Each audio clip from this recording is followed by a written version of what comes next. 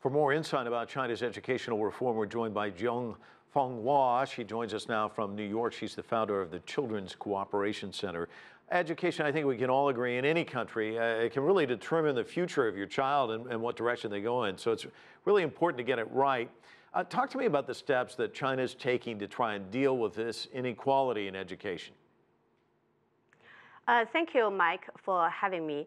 I think you just talked about with this Jiang family, China's education inequality actually exists not only within a city, but also exists between coastal province and inner country provinces.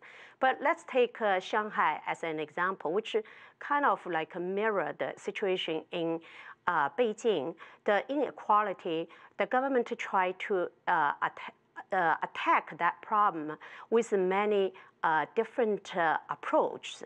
And one of the approach actually is to create branch schools, try to bring the quality schools, teachers, and the curriculum, as well as management team to, let's say, area that previously don't have as many quality schools, that to a certain extent will balance the quality inequality among different areas in the same city. I imagine it's only been around for a short period of time, but I mean, are we starting to see results with branch schools? Do you see this concept as something that can be expanded beyond like Shanghai or Beijing? Branch school usually expand within the same city. So given that, in order for that approach to succeed, you do need some originally already pretty good school in the district. So for example, in Shanghai, you do have quite a few key schools, which are also called selective schools.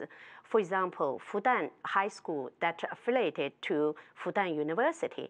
And it actually started some branch schools in Pudong as well as in Qingpu. So if you want to export this model to another city, let's say a second-tier city, then you need that second-tier city original already have a parent school, which is already very good.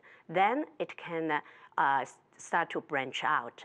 So I think to export this model really depends on each city's its original quality of the education. Otherwise, you have nothing to branch out. Yeah, good point. Let's talk about Gaokao reform. I found two headlines online, and I thought they were funny because Gaokao reforms helps to relieve stress was one of the headlines. The another, Gaokao reforms only pile on the pressure. So I think that illustrates the complexity of changing an examination that is taken by more people than any other exam in the world. That's a tough nut to crack in a way as well. Talk to me about what needs to happen with reform there.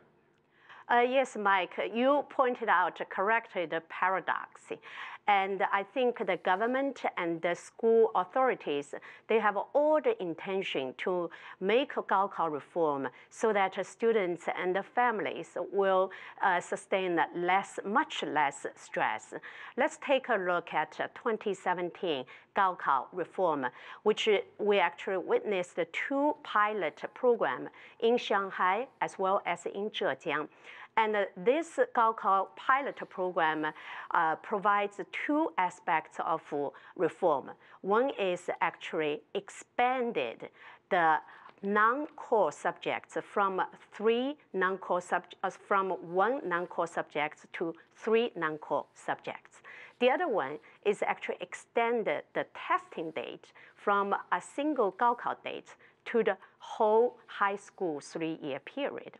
So as a result, we see the Gaokao in these two provinces, and one province, Zhejiang, and one city, Shanghai, to change from 3 core plus 1 non-core to a 3 core to plus 3 non-core. And as a result of this, we actually see more tutoring for non-core subjects. And students actually start to prepare for Gaokao the moment they get into the high school. So I think the result is slightly contradictory to what the government and the school authority would like to see. However, I remain confident that Gaokao reform is a necessary thing. And as we gradually roll out the pilot program, and more change will come. And hopefully we are in the right direction. Jiang Fanghua joining us from New York. Thanks so much for your observations.